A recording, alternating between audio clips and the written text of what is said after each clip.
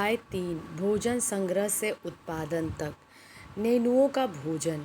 आज नैनुओं अपना पसंदीदा खाना खा रही थी। चावल, स्क्वाश, कद्दू, बीन्स और गोश्त। स्क्वाश, कद्दू और बीन्स उसकी नानी ने अपने घर के पिछवाड़े के छोटे से बगीचे में उगाया था। खाते खाते नैनुओं को अपना पिछले दिनों में अपने स्कूल की तरफ से की गई यात्रा के दौरान मध्य प्रदेश में खाए गए भोजन की याद आ गई। वह कितना मसालेदार था, वह ऐसा क्यों था। विभिन्न प्रकार के भोजन। आज हमें अपने भोजन का अधिकांश हिस्सा उगाई गई फसलों और पाले गए पशुओं से मिलता है। भिन्न भिन्न फसलों को उगाने के लिए भिन्न भिन्न जलवायु की आवश्यकता पड़ती है। जैसे धान की खेती के लिए गेहूं और जौ की तुलना में ज़्यादा पानी की ज़रूरत पड़ती है, इसलिए हम देखते हैं कि किसान विशेष फसल विशेष क्षेत्रों में ही उगाते हैं। यही नहीं, पशुओं को भी अपने अनुकूल वातावरण की आवश्यकता होती है। उदाहरण के तौर पर हम देख सकते हैं कि सूखी और पहाड़ी जलवायु में मवेशियों की तुलना भेड़ बकरियां अधिकांश सहजतापूर्वक जीवित रह सकते हैं। पर जैसा कि तुमने अध्याय 2 में पढ़ा है, स्त्री पुरुषों ने भोजन का उत्पादन हमेशा नहीं किया है। खेती और पशुपालन की शुरुआत। अध्याय 2 में हमने पढ़ा है कि दुनिया की जलवायु बदलती रहती है, साथ ही लोग जिन वनस्पतियों और पशुओं का भोजन के रूप में इस्तेमाल करते हैं वे भी बदलते रहते हैं। लोगों का ध्यान कुछ बातों की ओर गया, जैसा खाने की योग्य वनस्पतियां कहाँ कहाँ से मिल सकती हैं, बीज कैसे अपनी डंठल से टूटकर गिरते हैं, गिरे बीजों का अंकुरण और उनसे पौधों का निकलना आदि। इस तरह उन्होंने पौधों की देखभाल करनी शुरू कर दी होगी। चिड़िया और जानवरों के पौधों की सुरक्षा की होगी ताकि वे ठीक से चिड़ियों से और जानवरों से पौधों की सुरक्षा की होगी ताकि वे ठीक से बढ़ सकें और उनके बीज पक सके। इस प्रकार धीरे धीरे वो कृषक बन गए होंगे। इसी तरह से लोगों ने अपने घरों के आसपास चारा रखकर जानवरों को आकर्षित किया होगा, उन्हें पालतू बनाया होगा। सबसे पहले जिस जंगली जानवर को पालतू बनाया गया होगा वह कुत्तों का जंगली पूर्वज था। धीरे धीरे लोग भेड़, बकरी, गाय और सूअर जैसे जानवरों को अपने घरों के नज़दीक आने को उत्साहित करने लगे। ऐसे जानवर झुंड में रहते थे और ज़्यादातर घास खाते थे। वे अक्सर लोग अन्य जंगली जानवरों के आक्रमण से इनकी सुरक्षा किया करते थे और इस तरह से धीरे धीरे वे पशुपालक बन गए होंगे। क्या तुम बता सकते हो कि सबसे पहले लोगों ने कुत्ता ही क्यों पालतू क्यों बनाया? बसने की प्रक्रिया। लोगों द्वारा पौधे उगाने और जानवरों की देखभाल करने को बसने की प्रक्रिया का नाम दिया गया। अपनाए गए पौधे तथा जानवर अक्सर जंगली पौधों तथा जानवरों से भिन्न होते थे। इसी वजह से यह है कि बसने की प्रक्रिया की दिशा में अपनाए गए पौधों या जानवरों का लोग चयन करते हैं। उदाहरण के तौर पर लोग उन्हीं पौधों तथा जानवरों का चयन करते हैं जिनके बीमार होने की संभावना कम होती है। यही नहीं, लोग उन्हीं पौधों को चुनते थे जिनसे बड़े दाने वाले अनाज पैदा हो सकें, साथ ही साथ जिनकी मजबूत डंठल अनाज के पक्के दानों के भार को संभाल सके। ऐसे पौधों के बीज को संभाल कर रखा जाता था ताकि फिर से उगाने के लिए उनके गुणों को सुरक्षित रख सकें। ये उन्हीं जानवरों को आगे प्रजनन के लिए चुना जाता था, आमतौर पर अहिंसक होते थे। इसलिए हम देखते हैं कि पाले गए जानवर तथा कृषक के लिए अपनाए गए पौधे जंगली जानवर तथा पौधे से धीरे धीरे भिन्न होते गए। मिसाल के तौर पर जंगली जानवरों की तुलना में पालतू जानवर के दांत और सींग छोटे होते हैं। इन दांतों को देखो, इनमें से कौन सा जंगली सूअर का दांत है, कौन सा पालतू सूअर का। बसने की प्रक्रिया पूरी दुनिया में धीरे धीरे चलता रहा। यह करीब 1200 साल पहले शुरू हुआ। वास्तव में हमें आज जो भोजन करते हैं वो इसी बसने की प्रक्रिया की वजह से है। कृषि के लिए अपनाई गई सबसे पहली फसल गेहूँ तथा जौ आते हैं। उसी तरह से सबसे पहले पालतू बनाए गए जानवर में कुत्ते और भेड़ बकरी आते हैं। एक नवीन जीवन शैली। तुम किसी पौधे के बीज को बोकर देखो, तुम पाओगे कि इसे विकसित होने में कुछ वक्त लगता है। इनमें से कुछ दिन, महीने या फिर साल तक लग सकता है। इसलिए जब लोग पौधे उगाने लगे तो उनकी देखभाल के लिए उन्हें एक ही जगह पर लंबे समय तक रहना पड़ता था। बीज बोने से लेकर फसलों के पकने तक पौधों की सिंचाई, खरपतवार हटाने, जानवरों और चिड़ियों से सुरक्षा करने जैसे बहुत से काम शामिल थे। कटाई के बाद अनाज को बहुत संभाल कर रखना पड़ता था। अनाज को भोजन और बीज दोनों के रूप में बचा कर रखना आवश्यक था, इसलिए लोग इससे भंडारण की बात सोचने पड़ती होगी। बहुत से इलाकों में लोग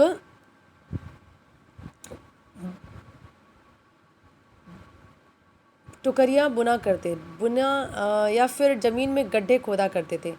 पता नहीं क्या लिखा हुआ है ये। क्या तुम्हें लगता है कि शिकारी या भोजन संग्रह करने वाले बर्तन बनाते और उनका प्रयोग करते होंगे? अपने जवाब का कारण बताओ। चलते चलते खाद भंडारण। जानवर बच्चे देते थे जिसमें उनकी संख्या बढ़ती थी और जानवरों की देखभाल के लिए उनकी संख्या बढ़ते ही हैं। साथ ही उन्हें दूध भी प्राप्त होता था और भोजन का एक अच्छा स्रोत हो गया था। यही नहीं, जानवरों से हमें मांस मिलता है। दूसरे शब्दों में पशुपालन भोजन के भंडारण का एक तरीका है। भोजन के अतिरिक्त जानवरों में क्या क्या मिल सकता है? आज जानवरों का उपयोग किस लिए होता है? आओ आरंभिक कृषकों और पशुपालकों के बारे में पता करें। मानचित्र 2 में पृष्ठ 14 देखो। तुम्हें कई नीले वर्ग दिखाई दे रहे होंगे। पता है, प्रत्येक बिंदु उस जगह को दर्शाता है जहाँ पुरातत्वविद को शुरुआती कृषकों और पशुपालक के होने का साक्ष्य मिला है। ये पूरे उपमहाद्वीप में पाए गए हैं। इनमें से सबसे महत्वपूर्ण पश्चिमोत्तर क्षेत्र में है, आधुनिक कश्मीर और पूर्वी दक्षिण भारत में पाए गए हैं। वास्तव में निर्दिष्ट स्थान कृषकों का पशुपालकों की बस्तियां थीं या नहीं, इनमें से जांचने के लिए वैज्ञानिक खुदाई में मिले पौधे और पशुओं की हड्डियों के नमूने का अध्ययन करते हैं। इनमें से सबसे रोचक जले हुए अनाज के दाने के अवशेष हैं। ऐसा लगता है कि ये गलती से या फिर जानबूझकर जलाए गए होंगे। वैज्ञानिक इन अनाज के दानों की पहचान कर रहे हैं ताकि हमें पता चल सके कि उपमहाद्वीप में विभिन्न भागों में बहुत सारी फसलें उगाई जाती थीं। वैज्ञानिक विभिन्न जानवरों की हड्डियों को भी पहचान कर सकते थे। नीचे की तालिका में तुम्हें यह जान सकते हो कि कहाँ कहाँ अनाज और पालतू जानवर की हड्डियाँ अवशेष मिले। गेहूँ, जौ, भेड़, बकरी, मवेशी मेहरगढ़ में आधुनिक पाकिस्तान में मिला है। चावल, जानवरों की हड्डियों के टुकड़े कोल्डिहवा में मिला है, उत्तर प्रदेश। चावल और मवेशी मिट्टी पर खुरों के निशान महागढ़ आधुनिक उत्तर प्रदेश में। और गेहूँ और दलहन गुफकाल आधुनिक कश्मीर। गेहूँ और दलहन, कुत्ते, मवेशी, भैंस, भेड़, बकरी बुर्ज होम आधुनिक कश्मीर। गेहूँ, हरे चने और भैंस बैल, ये भी चिरांद में आधुनिक बिहार। ज्वार बाजरा, मवेशी, भेड़, बकरी, सुअर हल्लूर आधुनिक आंध्र प्रदेश। काला चना, ज्वार बाजरा, मवेशी, भेड़, सुअर पैमपल्ली आधुनिक आंध्र प्रदेश। और जिन जगहों पर अनाज और हड्डियां के अवशेष मिले हैं उनमें से सिर्फ कुछ ही हैं। अस्थायी जीवन की ओर। पुरातत्वविदों को कुछ पुरास्थलों पर झोपड़ियां और घरों के निशान मिले हैं, जैसे कि बुर्ज होम वर्तमान कश्मीर में। लोग गड्ढों के नीचे घर बनाते थे और उन्हें गर्तवाश कहा जाता था। उनमें उतरने के लिए सीढ़ियां हुआ करती थीं। इनमें उन्हें ठंड के मौसम में सुरक्षा मिलती थी। पुरातत्वविद इन झोपड़ियों के लिए अंदर और बाहर दोनों ही स्थानों पर आग जलाने की जगह मिली। ऐसे लगता है लोग मौसम के अनुसार घर के अंदर और बाहर खाना पकाते थे। एक गर्तवास का चित्र बनाओ। बहुत सारी जगहों पे पत्थरों के औजार मिले हैं। इनमें से कई तो पूरा पाषाण युगीन उपकरणों में भिन्न है, इसलिए इन्हें नवपाषाण युग का माना गया है। इनमें वे औजार भी हैं जिनके धार और अधिक पैना करने के लिए उन पर पॉलिश भी चढ़ाई गई है। ओखली और मूसल का प्रयोग अनाज तथा वनस्पतियों तथा अन्य चीज़ों को पीसने के लिए किया जाता है। आज हजारों साल बाद भी ओखली और मूसल का प्रयोग होता है, पीसने के लिए किया जाता है। उसी तरह प्राचीन प्रस्तर युगीन औजारों का निर्माण और प्रयोग होता रहा है। कुछ औजार हड्डियों से भी बनाए गए हैं। नवपाषाण युग के पुरास्थल पे कई प्रकार के मिट्टी के बर्तन मिले हैं। कभी कभी इन पर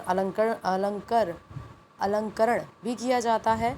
बर्तनों का उपयोग की चीज़ों को रखने के लिए किया जाता होगा। धीरे धीरे लोग बर्तनों का प्रयोग बनाने के लिए भी करने लगे। चावल, गेहूँ तथा दलहन जैसे अनाज को आहार का महत्वपूर्ण हिस्सा अब आहार का एक महत्वपूर्ण हिस्सा बन गया था। इसलिए इसके साथ साथ लोग कपड़े भी बुनने लगे थे। इसके लिए कपास जैसे आवश्यक पौधे उगाए जा सकते थे। क्या ये परिवर्तन हर जगह एक ही जैसा हो रहे होंगे? ऐसी बात नहीं है। एक तरफ जहाँ कई जगहों पर स्त्री पुरुष शिकार और भोजन संग्रह के काम किया करते थे, वहीं अन्य लोग हजारों साल के दरमियान धीरे धीरे खेती और पशुपालन को अपना लिया। बहुत जगह लोग मौसम के मुताबिक बदल बदल कर अपना जीविका चलाया करते थे। अन्य रीति रिवाज, तुम अब कल्पना कर सकती हो कि यह पात्र में क्या रखा गया होगा। अन्य रीति रिवाज, पुरातत्वविद बहुत स्पष्ट रूप से इस बारे में कुछ नहीं कह सकते। किसानों का अध्ययन किया ऐसे विद्वानों ने ऐसे किसानों का अध्ययन किया जिनमें प्राय कृषक पशुपालक समूह में रहते थे। जनजाति कहते थे। विद्वानों ने पाया कि ये लोग कुछ समय रीति रिवाज को मानते थे, संभवतः से ही प्रचलित रहे हैं। जनजातियाँ, प्राय जनजातियों के लोग छोटी छोटी बस्तियों में रहते थे। ज़्यादातर परिवार एक दूसरे से संबंधित होते थे और इस तरह से परिवार समूह में मिलकर जनजाति का निर्माण करते हैं। जनजातियों के सदस्य शिकार, भोजन संग्रह, खेती, पशुपालन और मछली पकड़ने जैसे पेशे अपनाते थे। अक्सर महिलाओं खेती का सारा काम करती थी। इनमें से ज़्यादातर जमीन तैयार कर बीज बोने, पौधे की देखभाल करने से लेकर फसल काटने तक का काम शामिल है। बच्चे पौधों की देखभाल करते थे और चिड़ियों से जानवरों को दूर भगाते थे ताकि पौधों और फसलों को नुकसान न पहुंचाए। महिलाएं फसल दांव कर अनाज कूटती पीसती थी। पुरुष आमतौर पर पशुओं के बड़े बड़े झुंड चराते थे, जबकि बच्चे छोटे झुंडों को यह जानवरों की सफाई तथा दूध निकालने का काम स्त्री पुरुष दोनों मिलकर किया करते होंगे। उसी तरह दोनों मिलकर बर्तन बनाने का काम, टोकरिया बुनने का काम, औजार, झोपड़ी काम सब साथ साथ किया करते थे। गाना, नाच और घरों की सजावट भी उनकी ज़िंदगी का एक अहम हिस्सा थी।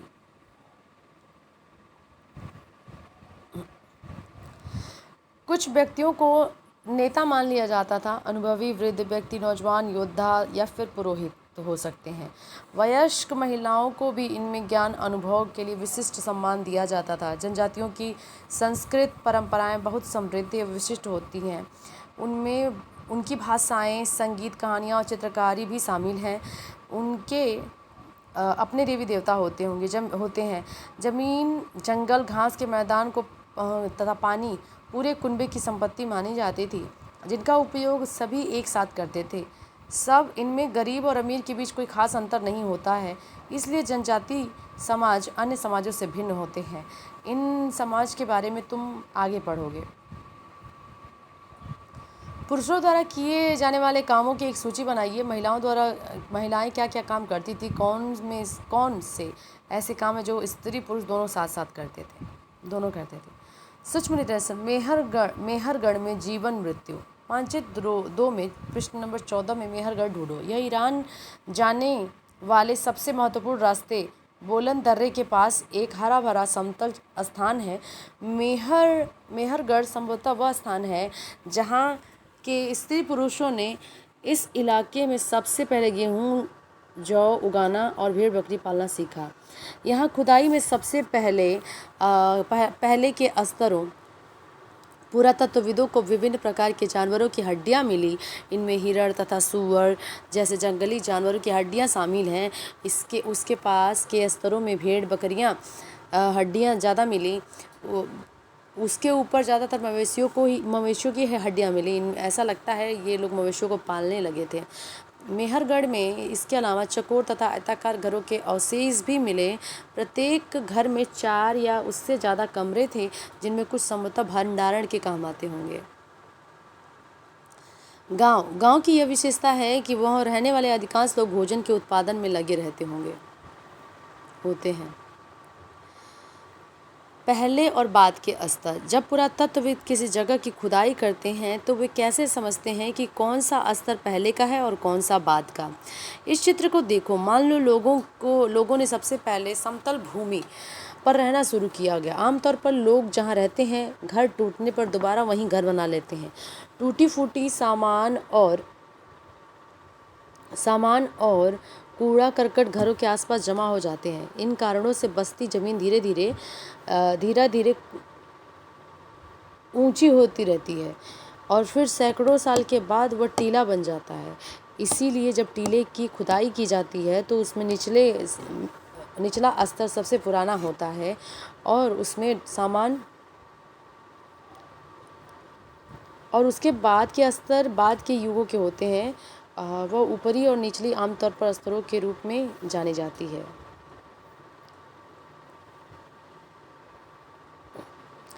मृत्यु के बाद सामान्यतः मृतकों के सगे संबंधी उसके प्रति सम्मान जताते हुए लोगों की आस्था है कि मृत्यु के बाद जीवन होता है, इसलिए कब्रों में मृतकों के साथ कुछ सामान भी रख देते थे। मेहरगढ़ में ऐसी कब्रें मिली हैं। एक कब्र में मृतक के साथ एक बकरी को दफनाया गया। संभवतः इसे परलोक में मृतक के खाने के लिए रखा गया होगा।